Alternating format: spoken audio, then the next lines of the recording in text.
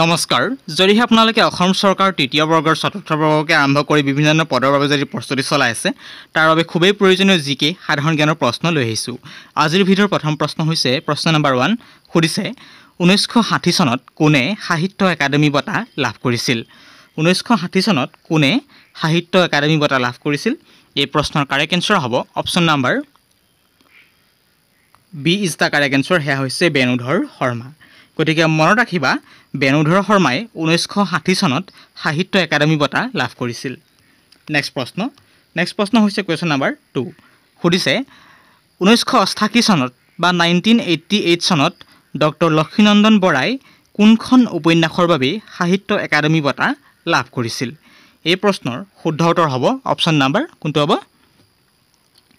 C is the correct answer হেয়া হৈছে পাতাল ভৈৰৱী গতিকে মনত ৰাখিবা পাতাল ভৈৰৱী কোনে ৰচনা কৰিছিল ডক্টৰ লক্ষ্মীনন্দন বৰাই কিমান চনত তেওঁ বিশেষকৈ সাহিত্য একাডেমী বঁটা লাভ কৰিছিল এইখনৰ বাবে 1988 চনত নেক্সট প্ৰশ্ন হৈছে কোৱেশ্চন নম্বৰ 4 ধনী কবি বুলি কাক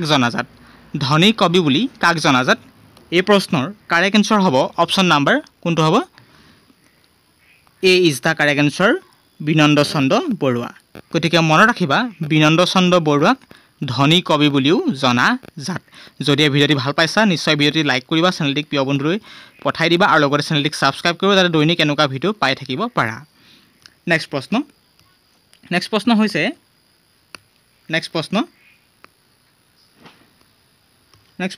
যে 5 কোৱেশ্চন নম্বৰ 5 ৰঙাজিয়াৰ কবি বুলি কাক জনাজাত এই প্ৰশ্নৰ কাৰেক্ট এনসাৰ হ'ব অপচন নম্বৰ কোনটো হ'ব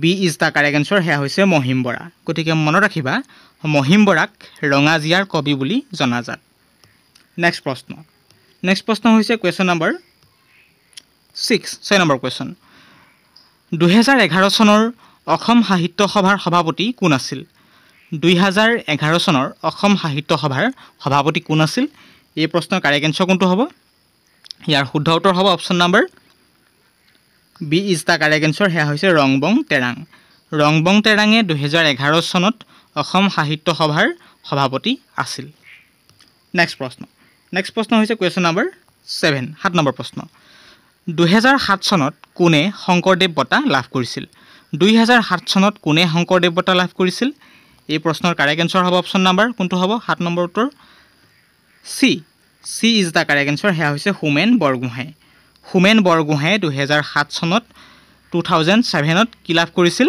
শংকৰদেৱ এৱাৰ্ড বা বঁটা লাভ কৰিছিল যদি এই ভিডিঅ' ভাল পাইছা লাইক কৰিবা কেনেকুৱা পাইছা কমেণ্ট বক্সত কমেণ্ট কৰিবা নেক্সট প্ৰশ্ন হৈছে কোৱেশ্চন নম্বৰ 8 সুধিছে 1993 বা 1993 চনত কোনে অসম উপত্যকা সাহিত্য বঁটা লাভ কৰিছিল এই প্ৰশ্নৰ কাৰেক্ট এনসাৰ হ'ব অপচন নম্বৰ কোনটো হ'ব B is the correct answer Nabakanta Barua গতিকে মনত ৰাখিবা নৱকান্ত বৰুৱাই 1993 চনত অসম উপত্যকা সাহিত্য বঁটা লাভ কৰিছিল নেক্সট প্ৰশ্ন হৈছে কোৱেশ্চন নম্বৰ 9 সুধিছে অসমৰ শিক্ষানুষ্ঠানত প্ৰকাশ পোৱা প্ৰথম পত্ৰিকাখনৰ নাম কি প্ৰশ্ন খুব ইম্পৰ্টেণ্ট প্ৰশ্ন অসমৰ শিক্ষানুষ্ঠানত প্ৰকাশ পোৱা প্ৰথম পত্ৰিকাখনৰ নাম কি এই প্ৰশ্নৰ কাৰেক্ট এনসাৰ কোনটো হ'ব হেয়া হ'ব কোনটো হ'ব সি ইজ দা কাৰেক্ট এনসাৰ হেয়া হৈছে প্ৰভাত গতিকে মনত ৰাখিবা প্ৰভাত হৈছে অসমৰ শিক্ষানুষ্ঠানত প্ৰকাশ পোৱা প্ৰথম পত্ৰিকাখনৰ নাম নেক্সট প্ৰশ্ন 10 নম্বৰ প্ৰশ্ন সুধিছে অসমৰ সৰ্বপ্ৰথম তেলৰ পোং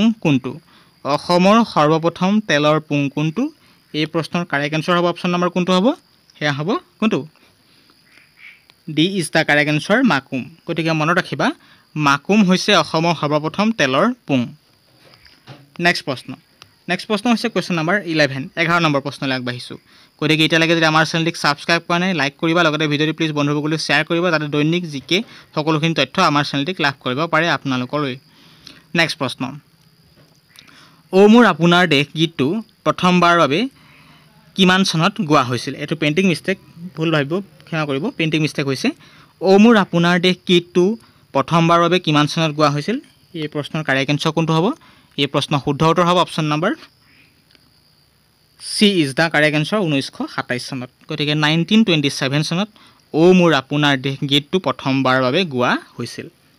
নেক্সট প্ৰশ্ন হৈছে কুৱেশ্যন নম্বৰ 13। 1858 চনৰ 26 ফেব্ৰুৱাৰীত কাক ফাঁচি দিয়াৰ হৈছিল? বা 1858 চনৰ 26 ফেব্ৰুৱাৰীত কাক ফাঁচি দিয়া হৈছিল? এই প্ৰশ্নৰ কাৰেক্ট এনচাৰ কোনটো হ'ব? এই প্ৰশ্নৰ শুদ্ধ উত্তৰ হ'ব অপশ্যন নম্বৰ কোনটো হ'ব? B is the correct answer, Maniram Dewan. গতিকে মণিৰাম দেৱানক 1858 চনৰ 26 ফেব্ৰুৱাৰীত ফাঁচি দিয়া হয়। বা পৰীক্ষাত এনেদৰে আহিব পাৰে, মণিৰাম দেৱানক তলৰ কোনটো চনত ফাঁচি দিয়া হৈছিল? তেতিয়া হ'ব 1858 চনৰ 26 ফেব্ৰুৱাৰীত। গতিকে মনত ৰাখিবা। নেক্সট প্ৰশ্ন হৈছে কুৱেশ্যন নম্বৰ 14, 14 নম্বৰ। অসমত আনাটাৰ কেন্দ্ৰ কিমান চনত স্থাপন কৰা হয়? অসমত আনাটাৰ কেন্দ্ৰ কিমান চনত স্থাপন কৰা হয়? এই প্ৰশ্নৰ শুদ্ধ উত্তৰ হ'ব অপশ্যন নম্বৰ কোনটো? সেয়া হ'ব কোনটো হ'ব? সেয়া B is the correct answer, 1948, হয়নে? 1948 চনত অসমত আনাটাৰ কেন্দ্ৰ স্থাপন কৰা হয়। নেক্সট প্ৰশ্ন হৈছে কুৱেশ্যন নম্বৰ 15, 15 নম্বৰ প্ৰশ্ন। যাত্ৰীবাহী মটৰৰ যাতায়ত চলাচল অসমত কেতিয়া আৰম্ভ হয়? যাত্ৰীবাহী মটৰৰ যাতায়ত চলাচল অসমত কেতিয়াৰ পৰা আৰম্ভ হয়? এই প্ৰশ্নৰ কাৰেক্ট এনচাৰ কোনটো হ'ব? কমেণ্ট কৰক। প্ৰশ্নৰ শুদ্ধ উত্তৰ হ'ব অপশ্যন নম্বৰ কোনটো হ'ব?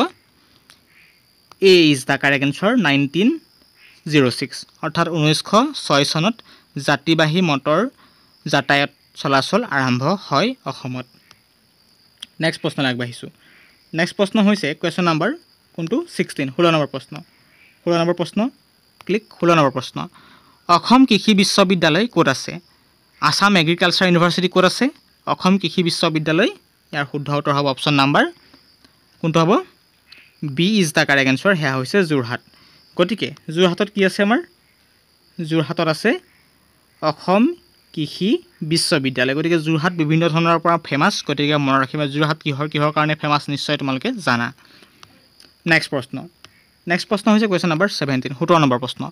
কিমান চনৰ পৰা অসম সাহিত্য সভাৰ সভাপতি কাৰ্যকাল 2 বছৰীয়া কৰা হয়? অতি ইম্পৰ্টেণ্ট প্ৰশ্ন। কিমান চনৰ পৰা অসম সাহিত্য সভাৰ সভাপতি কাৰ্যকাল 2 বছৰীয়া কৰা হয়? এই প্ৰশ্নৰ কাৰেক্ট এনচাৰ হ'ব অপশ্যন নম্বৰ কোনটো? এই অপশ্যনৰ শুদ্ধ উত্তৰ হ'ব 17 number, A is the correct answer, 1999 চনৰ 1999 চনৰ পৰা বিশেষকৈ অসম সাহিত্য সভাৰ সভাপতি কাৰ্যকাল 2 বছৰীয়া কৰা হয়। নেক্সট প্ৰশ্ন, যদি এই ভিডিঅ' ভাল পাইছা অন্ততঃ ছাবস্ক্ৰাইব কৰিবা, লাইক কৰিবা, কমেণ্ট কৰিবা। নেক্সট প্ৰশ্ন হৈছে 18 নম্বৰ প্ৰশ্ন। ভাৰতত কোন ৰাজ্যত শিক্ষিত হাৰ আটাইতকৈ বেছি? ভাৰতত কোন ৰাজ্যত শিক্ষিত হাৰ আটাইতকৈ বেছি? এই অপশ্যনৰ কাৰেক্ট এনচাৰ কোনটো হ'ব? এই অপশ্যনৰ কাৰেক্ট এনচাৰ হ'ব অপশ্যন নম্বৰ কোনটো হ'ব? 18 নম্বৰটো C is the correct answer, Kerala. গতিকে কেৰেলাত ভাৰতত শিক্ষিত হাৰ আটাইতকৈ বেছি। গতিকে ভাৰতৰ কোন ৰাজ্যত শিক্ষিত হাৰ আটাইতকৈ বেছি? কেৰেলাত। আৰু আটাইতকৈ ক'ত কম? কমেণ্ট বক্সত কমেণ্ট কৰিবা। গতিকে ভাৰতৰ কোন ৰাজ্যত শিক্ষিত হাৰ আটাইতকৈ কম? নিশ্চয় কমেণ্ট বক্সত কমেণ্ট কৰিবা। নেক্সট প্ৰশ্ন হৈছে কুৱেশ্যন নম্বৰ 19, 19 নম্বৰ প্ৰশ্ন। বৰ্তমান ভাৰতৰ কেন্দ্ৰীয় শাসিত অঞ্চলৰ সংখ্যা কিমান? বৰ্তমান ভাৰতৰ কেন্দ্ৰীয় শাসিত অঞ্চলৰ সংখ্যা কিমান? এই প্ৰশ্নৰ কাৰেক্ট এনচাৰ হ'ব অপশ্যন নম্বৰ কোনটো হ'ব? B is the correct answer, 7খন। গতিকে 7খন কেন্দ্ৰীয় শাসিত অঞ্চল আছে ভাৰতত। আৰু কোন কোন সেইটো কথা মনত ৰাখিবা। নেক্সট প্ৰশ্নলৈ আগবাঢ়িছোঁ। নেক্সট প্ৰশ্ন হৈছে কুৱেশ্যন নম্বৰ 20। সুধিছে ভাৰতৰ প্ৰথম ডাকঘৰ কোনটো? ভাৰতৰ প্ৰথম ডাকঘৰ কোনটো? এই প্ৰশ্নৰ কাৰেক্ট এনচাৰ হ'ব অপশ্যন নম্বৰ